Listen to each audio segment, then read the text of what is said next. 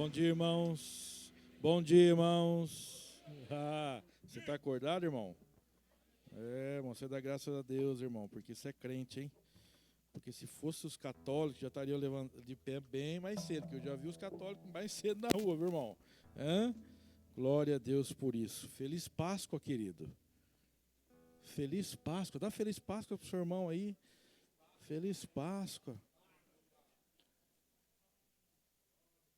Fala, não vai ter ovo de coelho não, porque o coelho não bota ovo, fala para ele, né? Glória a Deus. Bendito é o nome de Jesus, amém, querido? Daqui a pouco a gente vai tomar um café gostoso ali. Eu passei ali, dei uma olhada, irmão. Tem coisa gostosa ali, hein? Pastor, não trouxe nada, posso ficar? Pode, irmão. Sempre sobra as coisas aí, pode vir, porque crente é exagerado, que é uma barbaridade, né? Vai ter um café gostoso aí, mas antes nós vamos alimentar o nosso espírito, amém, querido? Glória a Deus. Quero glorificar a Deus pela vida dos nossos irmãos do coral, foi uma bênção muito grande. Acho que vão cantar mais uma aqui. Glória a Deus pela vida de vocês. Se dispuseram aí a ensaiar, né? Durante os dias que a gente não estava aqui, não era dia de culto nem nada, mas eles vieram aqui se preparar para fazer o melhor para o Senhor. Amém, querido? Glória a Deus por isso. Quem fez esse cenário aqui? Quem fez? Quem? Você e a Gi? Cadê a Gi?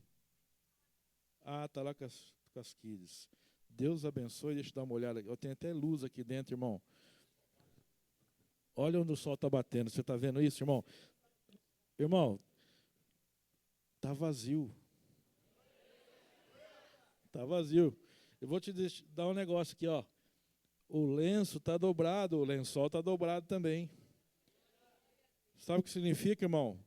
Que Jesus é organizado, viu, seu bagunceiro? Viu? Você vigia, viu? Guarda as coisas no lugar, dobra a roupinha bonitinha. Irmão, que coisa linda, não? Vamos dar um aplauso a Jesus pela vida dessas irmãs, pelos irmãos do coral, né? Glória a Deus por isso. É uma pena, irmãos, que a gente não tem espaço para guardar um trem desse aí.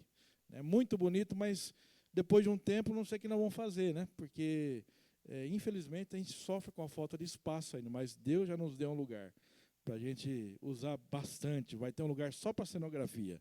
Em nome de Jesus. Amém, querido? Glória a Deus. Aqui vai ser o Projac de Jesus. Oh, glória. Né? Abra sua Bíblia, por favor, em Gênesis capítulo 22. Gênesis 22. Se puder dar um pouquinho de retorno para mim, eu agradeço. Gênesis 22.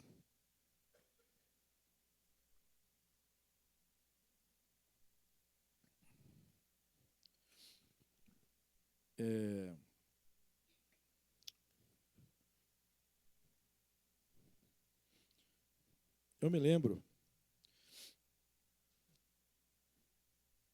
uma das frases que a minha mãe muito usava, talvez com maior frequência assim, é Deus proverá. Diga, Deus proverá.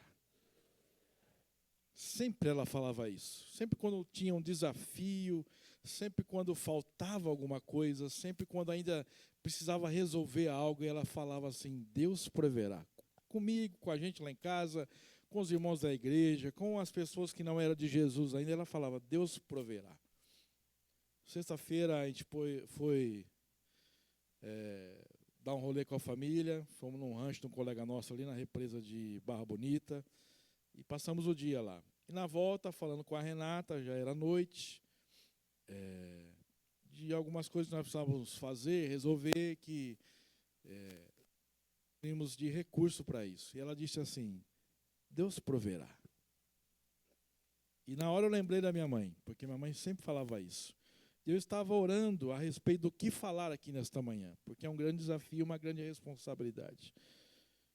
E eu comecei a pensar, o Espírito foi falando comigo e eu queria compartilhar algo nesta manhã. E o título da mensagem é A Maior Provisão da Páscoa. Gênesis capítulo 22 fala sobre a aprovação de Abraão. Queria que você acompanhasse comigo a leitura, por favor, a partir do versículo 1. Você achou? Achou? Diz assim, depois dessas coisas, pôs Abraão pôs Deus a Abraão à prova. Ele disse: Abraão, este lhe respondeu: eis-me aqui. Acrescentou Deus: toma o teu filho, teu único filho, Isaque, a quem amas, e vai-te à terra de Moriá. Moriá significa o lugar escolhido por Deus. Oferece-o ali em holocausto sobre um dos montes que eu te mostrarei. Levantou-se, pois, Abraão de madrugada, e tendo preparado o seu jumento, tomou consigo 2 dos seus servos e a Isaque, seu filho, rachou lenha para o holocausto e foi para o lugar que Deus lhe havia indicado. Ao terceiro dia, erguendo Abraão os olhos, viu o lugar de longe. Então disse a seus servos: esperai aqui com o jumento. Eu e o rapaz iremos até lá, e havendo adorado, voltaremos para junto de vós. Tomou Abraão a lenha do holocausto e a colocou sobre Isaque, seu filho. Ele, porém, levava nas mãos o fogo e o cutelo. Assim, caminhavam ambos juntos.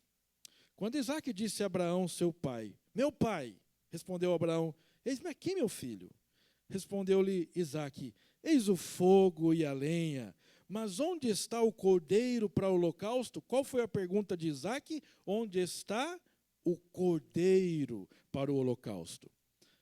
Respondeu Abraão: Deus proverá para si, meu filho, o cordeiro para o holocausto. E seguiam ambos juntos. Chegaram ao lugar que Deus lhe havia designado. Ali edificou Abraão um altar, sobre ele dispôs a lenha, amarrou Isaque, seu filho, e o deitou no altar em cima da lenha. E estendendo a mão, tomou o cutelo para imolar o filho. Mas do céu lhe bradou o anjo do Senhor: Abraão, Abraão! Ele respondeu: eis-me aqui.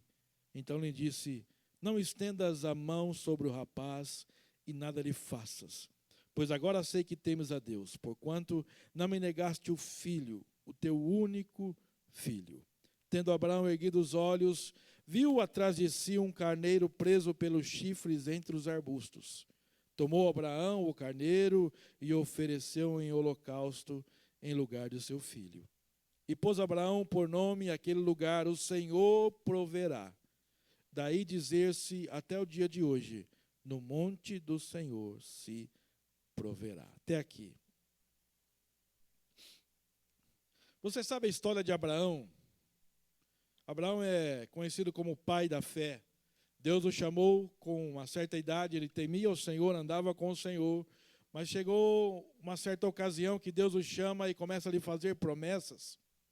Abraão não tinha filhos, e ele e a sua senhora já eram de idades quando Deus o chama e faz uma promessa de que ele seria um pai, que eles seriam pais de multidão.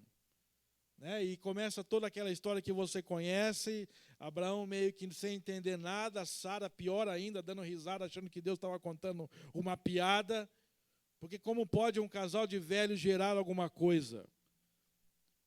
É que eles não sabiam, é que não tinha ainda registrado o que o Salmo diz, que na velhice darão ainda frutos. E talvez você está aqui hoje dizendo assim: mas eu já estou com uma certa idade, já estou na terceira idade, na quarta idade, na quinta idade. Eu já comecei a fazer o passeio com o pessoal que pega o ônibus ali perto da rodoviária, que tem mais de 70, 80 anos, e tem que passear mesmo, irmão. Eu já estou fazendo esses passeios, irmão, deixa eu dizer uma coisa: não tem idade para você frutificar. E Deus falou com Abraão, e já com 100 anos que ele foi ser pai. Quantos anos você tem? Deus pode fazer você ser pai ainda, já pensou isso? Abraão foi um pai já com idade avançada, mas antes de ser um pai natural, ele era um pai espiritual, porque nos ensinou muito sobre fé. O Isaque era o filho da sua velhice, e ele foi gerado diante de uma palavra que Deus havia dado, de uma promessa. E é interessante que quando nós olhamos para este texto de Abraão, para esse episódio em que Abraão é colocado à prova, nós olhamos e vemos, ele não pediu um filho, Deus ofereceu. E depois de um tempo, Deus chega para Abraão e diz: Abraão, me dá esse filho aqui, oferece-me Isaque sobre o altar como um sacrifício. E Abraão, mais uma vez, debaixo de uma atitude de fé e de obediência, ele se levante numa madrugada, talvez como essa aqui, que nós levantamos bem cedinho, e vai com seu filho, com os outros servos, para o lugar onde Deus mostrou, Moriá. E lá, chegando perto daquele lugar, chega um momento que é mais íntimo, em que ele sobe apenas ele e o seu filho, a lenha, o cutelo, o fogo, e sobem ao monte para consumar aquilo que Deus havia pedido, oferecer o seu único filho como oferta, como sacrifício. É interessante que depois de 3 dias de caminhada eles chegaram no lugar. E quando nós olhamos para a Escritura, nós já falamos aqui que o Antigo Testamento ele é sombra daquilo que acontece no Novo Testamento. E quando nós olhamos para este episódio de Abraão, nós vemos a atitude de Deus em Abraão, oferecendo o seu único filho sobre um altar. É interessante que nós vemos que Abraão ele vai até o final mesmo, ele ia sacrificar o seu filho, quando ele ouve a voz de Deus dizendo, olha, não precisa fazer isso. Óbvio, irmão, se a gente pensar na onisciência de Deus, Deus já sabia que Abraão ia entregar o seu filho, mas Abraão precisava entender o processo todo. Abraão precisava entender, e o coração de Abraão e de Isaac precisava ser marcado por este episódio. E quando ele vai oferecer o sacrifício, Deus brada do céu, como nós lemos aqui, diz, olha, você não precisa fazer isso, você já está mais do que provado que você vai me entregar, e me entregaria o seu filho, a promessa. E muitas vezes nós estamos agarrando a promessa que Deus fez, e muitas vezes amamos mais a promessa do que o Deus da promessa. Quando Deus fala com Abraão que ele não precisava mais fazer isso, nós vemos que Abraão olha ali, perto de onde ele estava, junto com o seu filho, talvez já desamarrando ali Isaac, né, tirando de sobre a lenha, ele vê num canto lá, preso pelos chifres, um carneiro. Ele vai lá, pega aquele carneiro, porque aquele que anda com Jesus jamais pode perder a oportunidade de oferecer algo para ele. Sempre há algo para oferecer. E Abraão vai lá e sacrifica aquele carneiro, oferece sobre o altar, no lugar do seu filho Isaac, e aquela oferta chega à presença de Deus. Quando Abraão diz, quando questionado por Isaac sobre a oferta, porque eu imagino que Isaac tinha visto outras oportunidades, Abraão fazendo o seu culto a Deus, a sua oferta. E Isaac subindo junto com seu pai, ele começa a fazer as contas. Como é que é?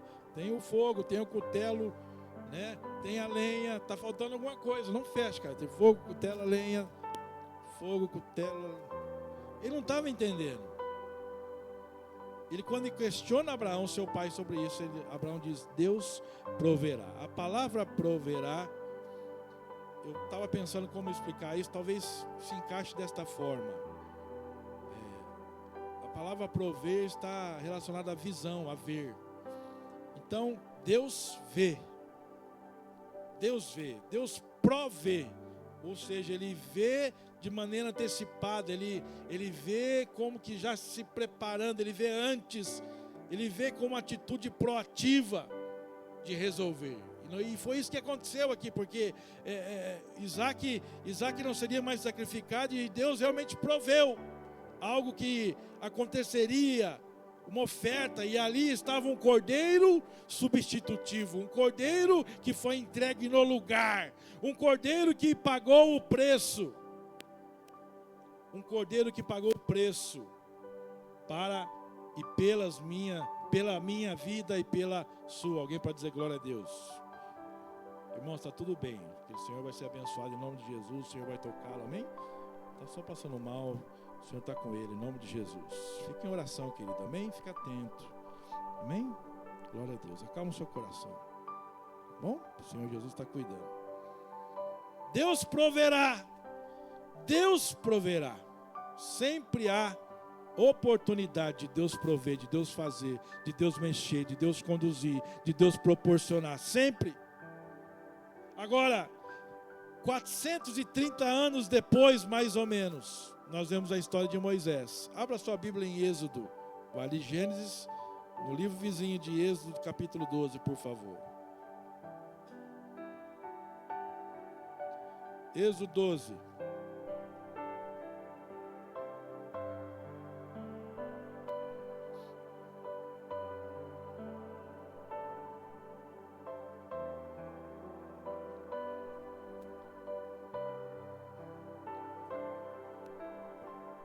Vamos falar aqui agora sobre a primeira Páscoa. Êxodo capítulo 12.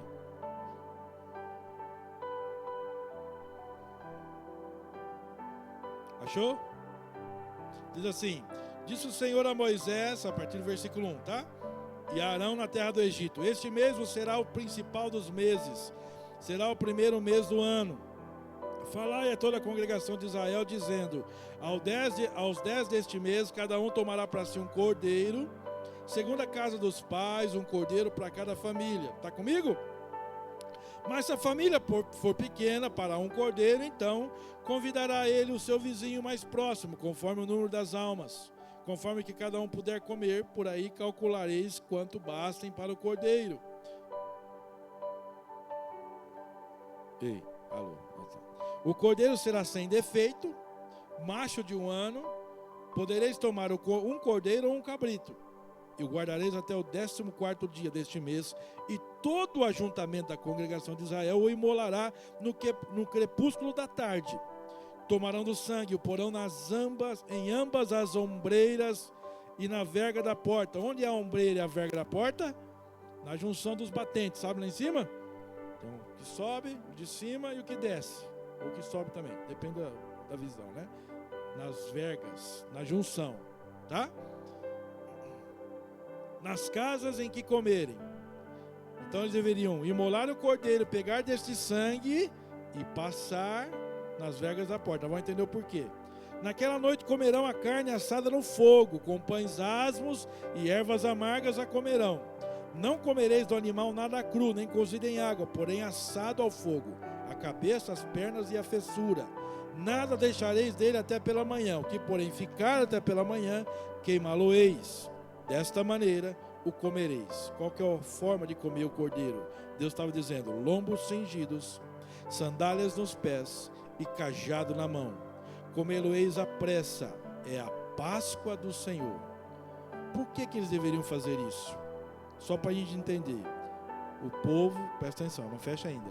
O povo estava escravo no Egito, certo? Estava vivendo debaixo de uma escravidão, sofrendo. E chegou o tempo de Deus libertar este povo para viver as suas promessas. Promessas que já tinham sido feitas lá no começo, com Abraão. Aliás, aquilo que Abraão experimenta já é um sinal daquilo que Deus disse a Adão e Eva no começo lá. Porque quando eles pecaram, quando eles transgrediram, eles estavam nus. E a Bíblia diz que para tapar a nudez, eles cozeram folhas de figueira, de oliveira, não me recordo. De figueira. E Deus viu que eles estavam naquela situação e preparou para eles taparem a nudez, depois do pecado, peles de animais. O primeiro sacrifício por causa do pecado aconteceu ali. E Deus disse: olha, chegará o dia que o descendente da mulher pisará a cabeça da serpente, do diabo, de Satanás, uma figura de Satanás. Já era uma promessa de que viria um cordeiro, alguém que seria entregue, daria a sua vida como sacrifício para que nós tivéssemos vida. E aqui o povo estava vivendo debaixo de escravidão, o povo estava vivendo debaixo de um tempo de tristeza e de dor. Quando Deus pega, então levanta Moisés como um libertador. Diga, libertador. Libertou o povo do quê? Das mãos do Egito, debaixo da escravidão. E Deus começa um processo. Você já ouviu falar das 10 pragas, certo? 10 pragas. Essa aqui é a 10ª praga que Deus vai lançar. Olha lá, versículo 13, versículo 12. Naquela noite passarei, essa aqui é a 10ª praga, passarei pela terra do Egito e ferirei na terra do Egito todos os primogênitos, desde os homens até os animais. Executarei juízo sobre todos os deuses do Egito. Eu sou o Senhor. Olha só, segura aberta aí que é importante. Então o povo estava escravo, o povo estava lá debaixo, vivendo um tempo de opressão, quando Deus levanta, pinça Moisés no meio do povo como um libertador. Moisés estava na casa de Faraó e Deus o levanta lá como um libertador. Começa o processo com as 10 pragas, e essa 10ª praga talvez seja a pior de todas, que é a morte de todo primogênito. Já imaginou isso? E qual que era a questão aqui? O primeiro ponto que eu quero ressaltar, irmão, que a Páscoa, a primeira Páscoa, ela não tinha essa beleza que nós temos hoje, né? Chocolatinho, coelhinho, bonitinho, cenourinha, né? Essa alegria. Você vai sair daqui, provavelmente vai tomar um segundo café na sua casa, né? Que está cedo ainda. Depois você vai almoçar. Certamente você vai jantar, vai comer alguma coisa, provavelmente vai pedir um lanche, porque você enjoou de comida de Páscoa, né? Vai comer uma esfirra, não sei. Ou vai tomar uma canja, você que é de mais idade gosta de tomar sopa, né? Os velhos estão dando risada, já percebeu? Tá lá na geladeira a canja, tá pronta já. Então, não tem esse negócio, que alegria, sexta-feira, né? Já não trabalha mais, sexta-feira você fica mais em off, né? Aí fica o sábado, que parece um domingo, e que não é domingo, mas você tem um domingo repetido hoje, né? Não é esse cenário maravilhoso. Ontem eu passei em frente a Cacau Show lá, irmão, lotado de gente para comprar um chocolatinho, né? Um absurdo de caro, que é chuchu. Não tinha cenário, não. Presta atenção, a primeira Páscoa foi de dor, irmão. A primeira Páscoa foi de luto. Foi de inúmeras pessoas chorando. A primeira Páscoa foi de juízo. Porque o nosso Deus é um Deus de amor. E porque Ele ama, Ele é justo. Porque Ele ama e Ele executa juízo. Por que os israelitas deveriam celebrar a Páscoa sacrificando o cordeiro, passando na verga da porta? Porque Deus executaria o seu juízo. Diga, juízo. A primeira Páscoa foi marcada por muitas lágrimas, porque centenas, milhares de primogênitos morreram. E qual era o sinal para que o juízo não viesse a matar os primogênitos do povo do Senhor? Versículo 13. O sangue vos será por sinal.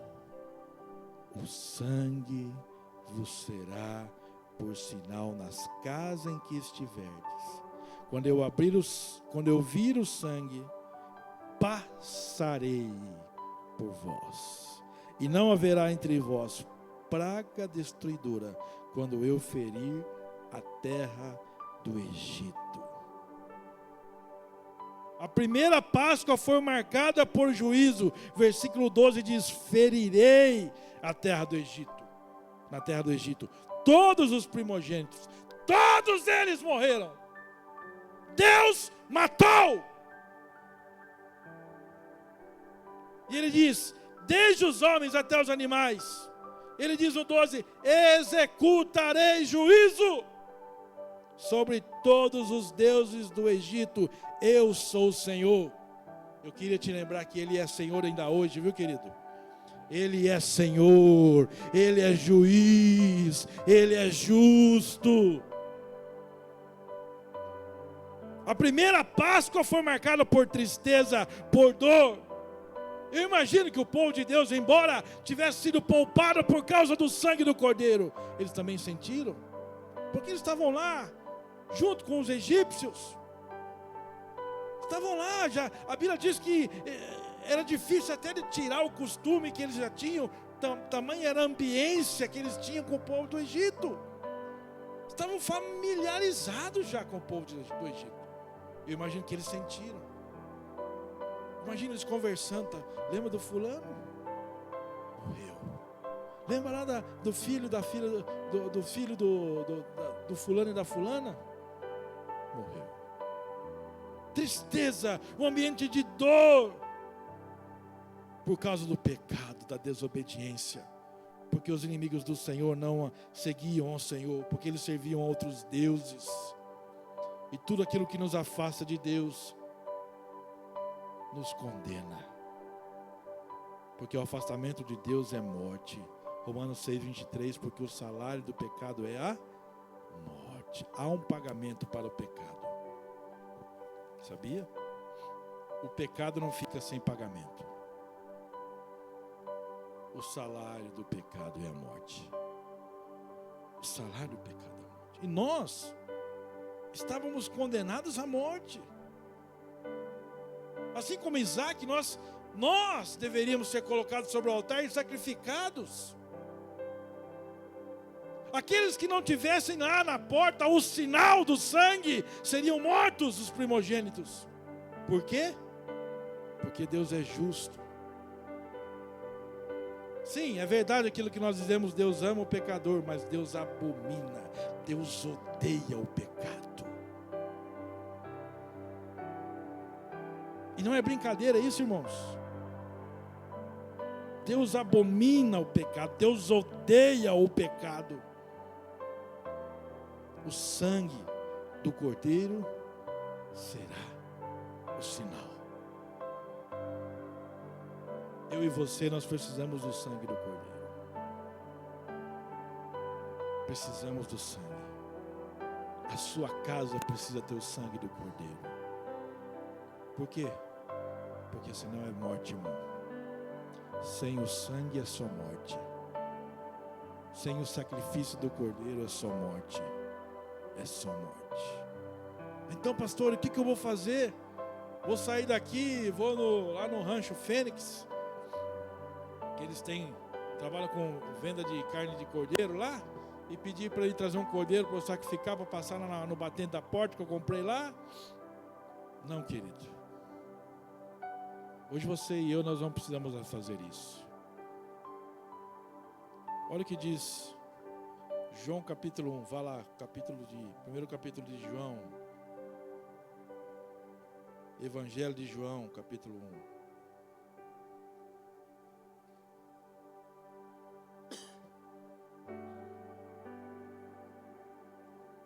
João 1. Achou?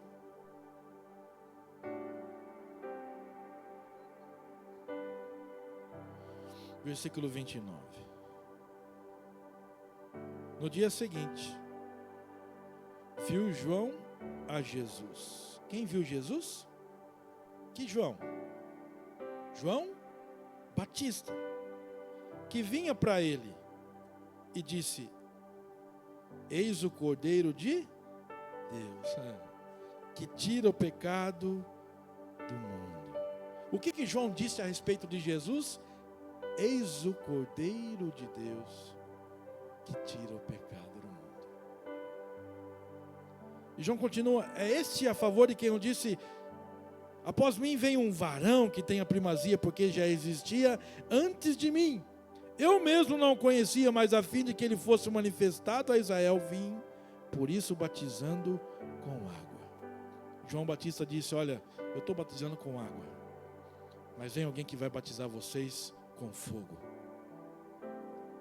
E é este Cordeiro, este é o Cordeiro que tira o pecado do mundo.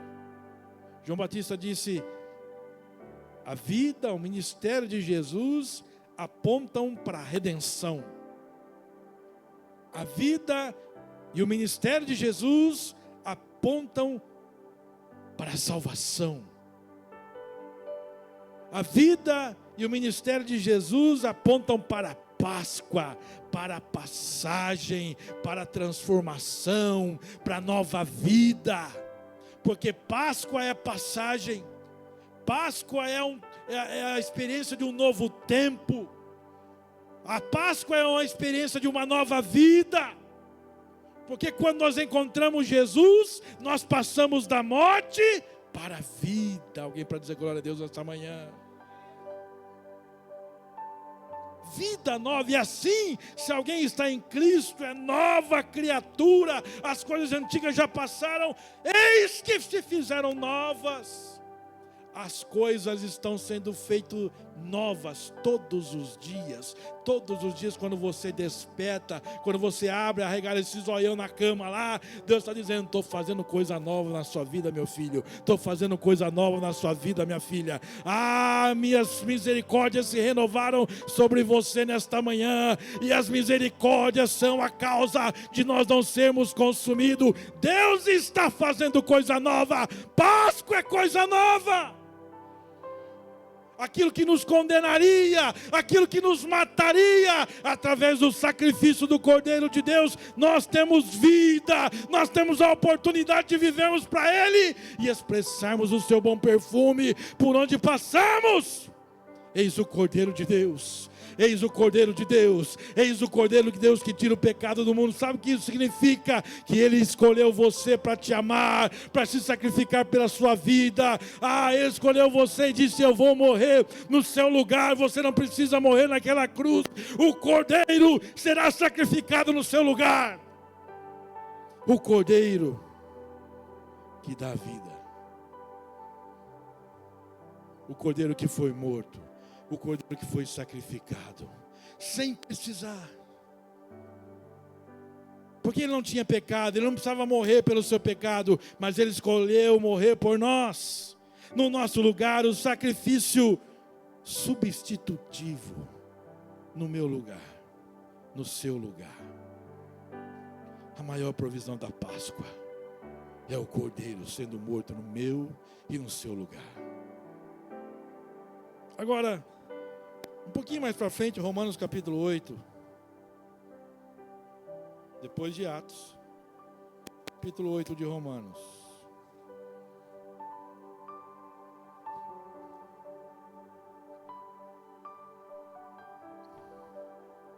Olha o que diz.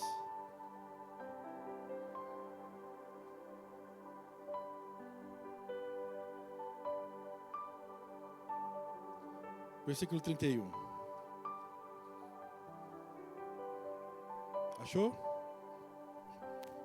Que diremos, pois, Romanos 8, 31. Que diremos, pois, à vista destas coisas? Se Deus é por nós, quem será contra nós?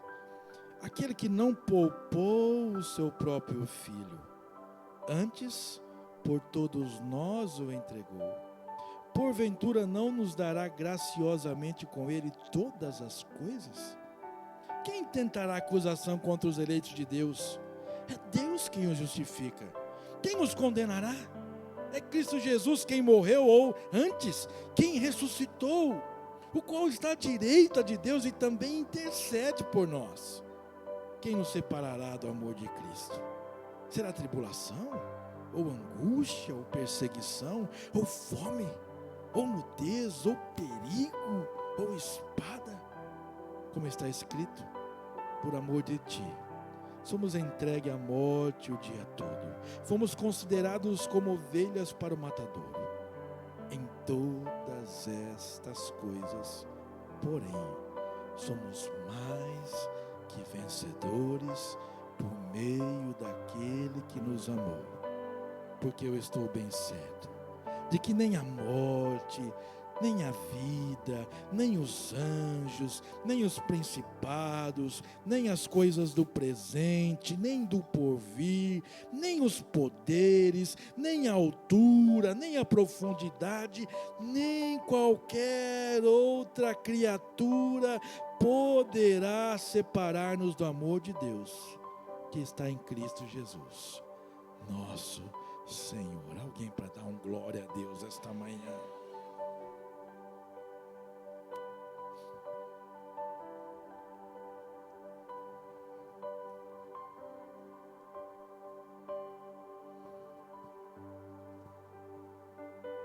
Maior provisão, maior presente que alguém poderia receber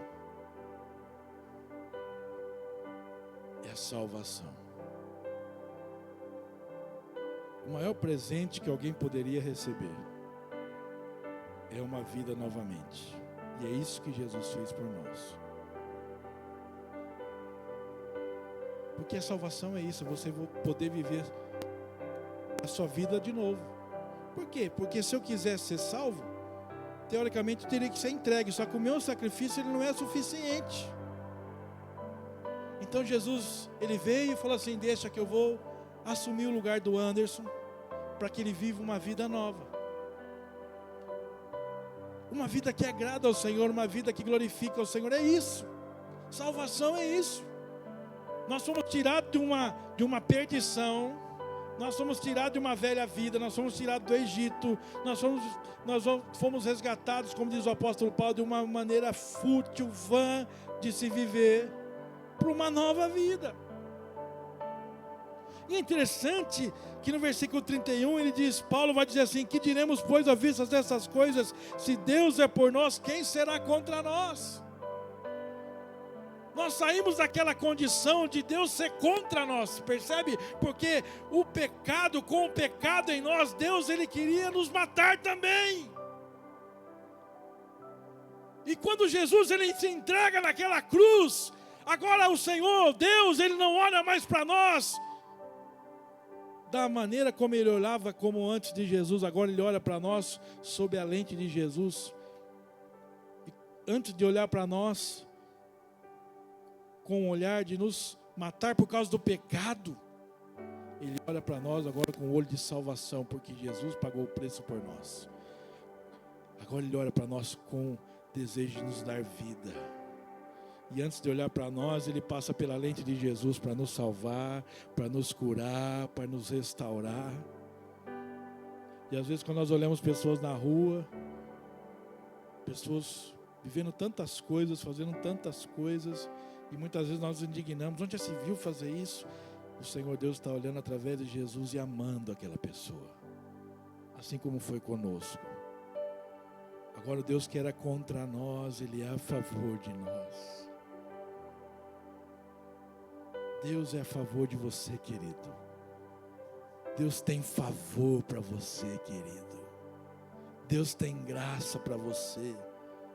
Deus não é contra, Deus é a favor. Quem será? Se Deus está por nós, quem será contra nós? Versículo 32, ele diz: aquele que não poupou o seu próprio filho, antes por nós nos entregou, porventura não nos dará graciosamente com ele todas as coisas? Lembra de Abraão lá? Ele ia entregar tudo. Deus entregou o seu próprio filho.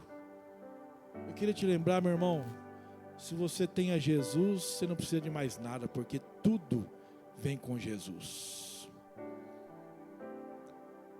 Se o Filho de Deus não foi poupado pela sua vida, se ele não negou o seu próprio filho, por que ele vai negar outras coisas?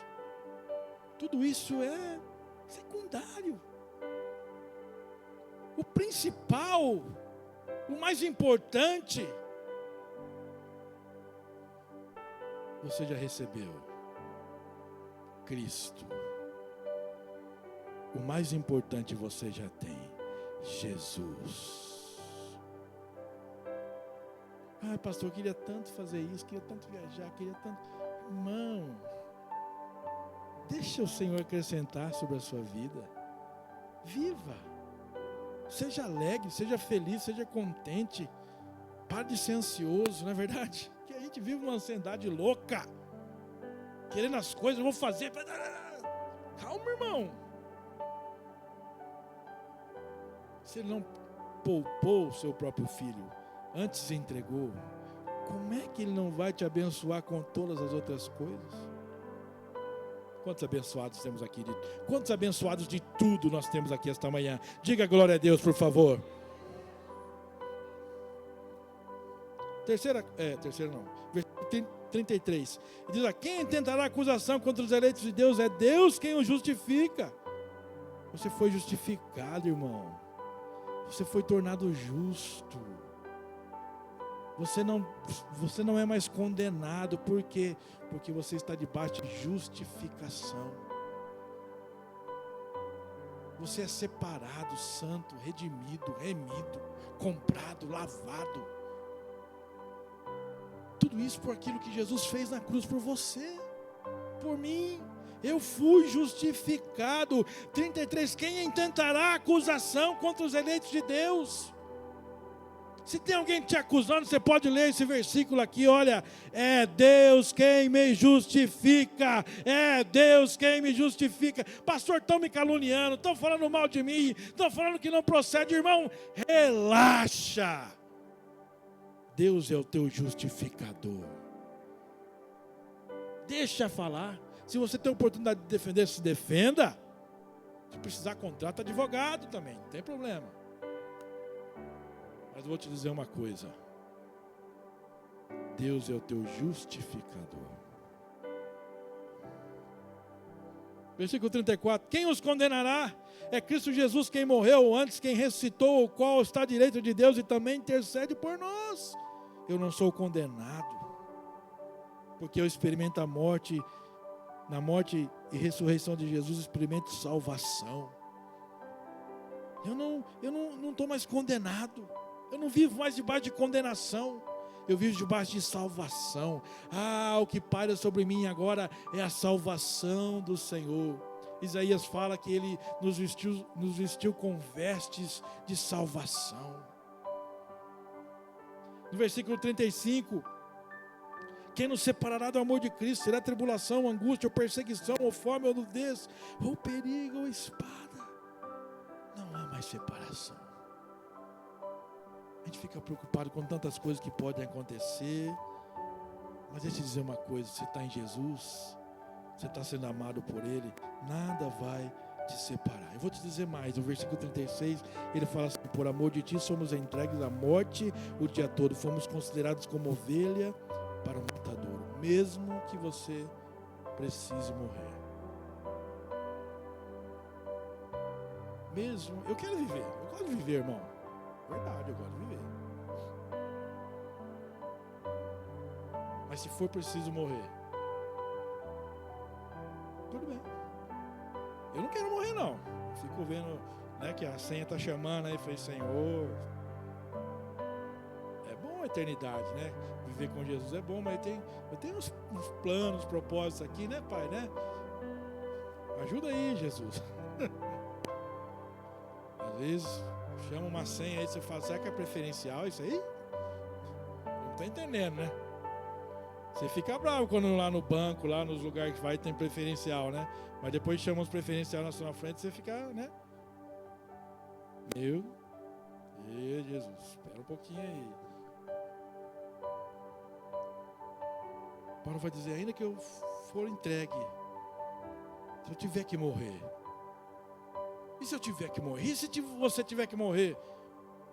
37 ele diz, em todas estas coisas, porém, somos mais que vencedores, por meio daquele que nos amou. Se eu tiver que morrer, sou mais que vencedor. É acima de uma condição de vencedor. Mais do que vencedor. Se eu tiver tribulação, mais do que vencedor. Se eu tiver fome, mais que vencedor. Se eu viver em uma fase da minha vida de perigo, mais do que vencedor. Espada, mais do que vencedor. Paulo diz, em todas as coisas, em tudo, mais do que vencedor. O que você está vivendo hoje? Pensa um pouquinho esses dias que você está vivendo. Talvez você está vivendo um luto, está vivendo uma perda, uma dor, perdeu o emprego, está apertado financeiramente, uma amizade que foi por água abaixo, uma coisa que inventaram, que falaram, perdeu essa amizade,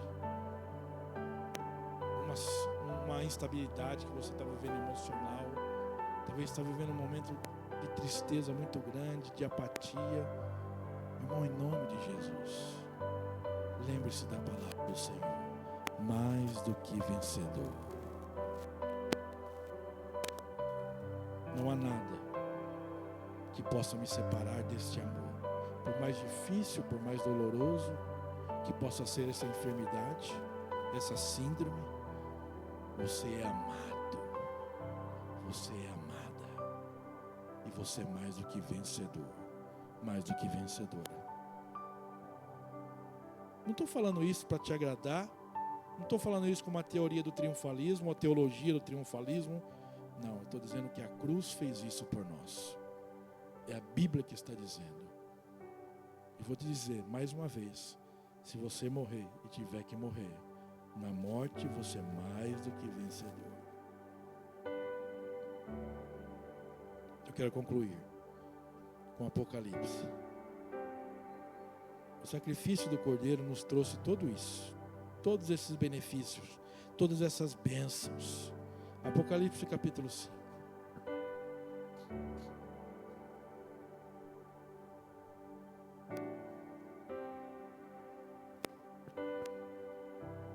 Nós citamos aqui que lá em Adão, um sacrifício foi feito.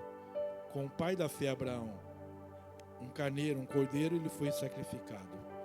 Quando nós olhamos para João Batista, que era o preparador do caminho, o precursor, aquele que vinha antes de Jesus, ele disse de Jesus, ele é o Cordeiro de Deus, que tira o pecado do mundo. E a Bíblia vai dizer que Jesus, ele foi conduzido como uma ovelha muda diante dos seus tosqueadores. E a Bíblia vai dizer que ele não abriu a boca. Ele foi entregue ao sacrifício dessa forma. E ele se entregou naquela cruz por nós. A Bíblia diz que ele foi sepultado na sexta-feira e no domingo, quando foram ver no sepulcro, como o pastor Over leu aqui, prepararam lá os aromas, né? Toda a questão da questão mortuária de Jesus, foram lá preparar e a pedra estava rolada, removida. E a Bíblia diz, faz questão de dizer que o túmulo estava vazio, tinha um anjo sentado e tinha o lençol de Jesus estava dobrado. E quando falaram a Jesus a respeito, quando o anjo falou a Maria a respeito de Jesus, disse assim: por que você está procurando entre os mortos aquele que está vivo?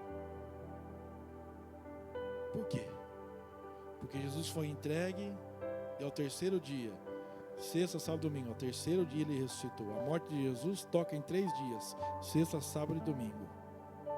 3 dias. O Cordeiro que foi morto ressuscitou. Apocalipse 5, versículo 6. Então vi no meio do trono e dos 4 seres viventes, e entre os anciãos de pé, o quê? O quê? Um cordeiro. O que João viu? Um cordeiro, como tendo sido morto.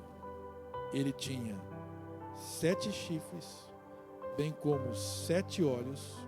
O número 7 na Bíblia indica perfeição, plenitude. 7 chifres, 7 olhos. Deus que provê, Deus que vê. Que são os 7 Espíritos de Deus enviados por toda a terra. Veio, pois, e tomou o livro da mão direita daquele que estava assentado no trono. O Cordeiro veio e tomou o livro da mão direita daquele que estava sentado no trono. E quando tomou o livro, os 4 seres viventes, os 24 anciãos, prostraram-se diante do Cordeiro, tendo cada um deles uma harpa e taças de ouro cheias de incenso, que são o quê? O que a taça de ouro tinha dentro? Incenso, que significa que são as orações dos santos. E no 9, diz assim: e entoavam um novo cântico, dizendo, deixa eu dizer, quando o Cordeiro é entregue, até a música do céu muda.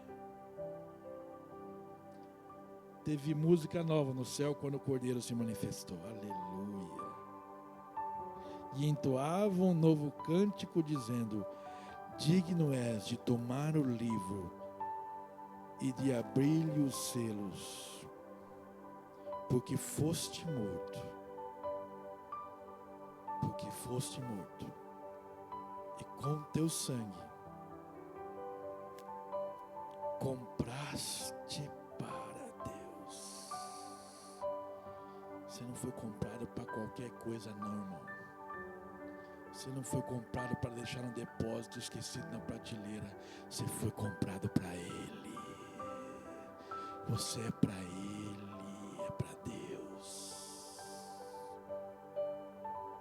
Com teu sangue, compraste para Deus os que procedem de toda tribo, de toda língua, de todo povo e nação. E para o nosso Deus os constituíste reino e sacerdotes, e reinarão sobre a terra. Ouvi uma voz de muitos anjos ao redor do trono, dos seres viventes, dos anciãos, cujo número é de milhões e milhares de milhares, proclamando em grande voz: digno é o Cordeiro que for morto de receber o poder e riqueza, e sabedoria e força, e honra e louvor. Então ouvi que toda criatura que há no céu e sobre a terra, debaixo da terra e sobre o mar, e tudo que neles há, estava dizendo: aquele que está sentado no trono e ao Cordeiro seja o louvor e a honra e a glória e o domínio pelos séculos dos séculos. E os 4 seres viventes respondiam: amém, assim seja. Também os anciãos prostraram-se e adoraram. O Cordeiro nos comprou. O Cordeiro pagou o preço por nós. O Cordeiro da nossa Páscoa, da nossa passagem. O Cordeiro que nos tirou da condenação e nos colocou em vida nova. Nos tirou da perdição e nos colocou em salvação. É o Cordeiro. Ele é a razão de estarmos aqui. Ele é a razão de celebrarmos. Ele é a razão de cantarmos, de levantarmos a nossa mão. Ele é a razão de nós termos esta igreja, termos esse espaço. Ele é a razão de fazermos esse cenário, de fazermos esse coral. Ele é a razão de nós tomarmos nossos cafés. Ele é a razão de amanhã nós irmos para o nosso trabalho. Ele é a razão. Ele é a razão de você querer casar, constituir família. Ele é a razão de você ter os seus filhos. Ele é a razão. O Cordeiro é a razão. O Cordeiro é o motivo. Porque foste morto e com teu sangue compraste para Deus. Você é de Deus, irmão. Você é de Deus. Você é de Deus. Você é de Deus. Amém? Coloque-se em pé, por favor.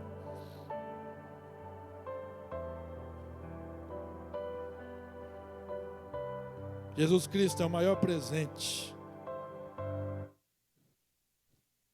que a Páscoa pode te dar.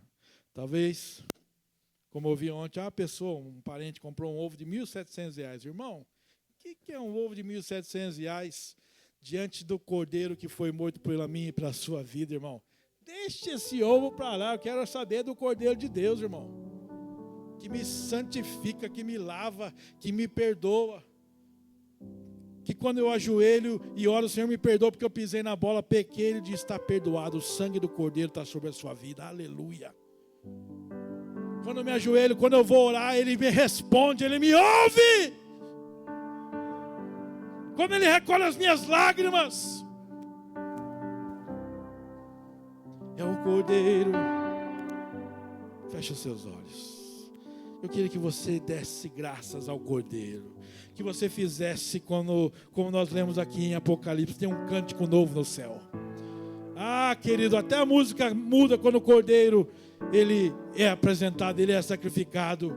O Cordeiro morto se apresentou no céu e apresentaram também um novo cântico. Sua vida deve ser uma nova vida também, querido. A minha vida deve ser uma nova vida. É transformação, é uma nova aliança. E nós queremos celebrar essa nova aliança aqui com a ceia nesta manhã.